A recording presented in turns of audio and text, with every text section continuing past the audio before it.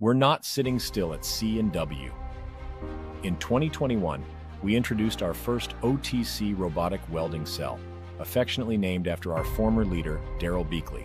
And this month, we've launched 2 FANUC cobots, enhancing our welding team's efficiency and precision. Our design and manufacturing engineering teams, along with in-house automation experts, are driving internal initiatives of design for manufacturing, quality, safety, assembly, and now, design for automation. These efforts ensure our products are not only innovative, but also optimized for quality and performance. Cobots bring significant benefits to manufacturing operations like ours, which handle high mix and low volume production. They offer flexibility, improve consistency, and reduce downtime, all while working safely alongside our skilled workforce.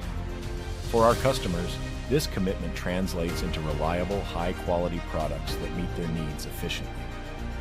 Our continuous improvement ensures we stay ahead of the curve, delivering solutions that keep their operations running smoothly. Our teams are excited and motivated by the challenges and opportunities that automation brings. At C&W Dust Tech, we're committed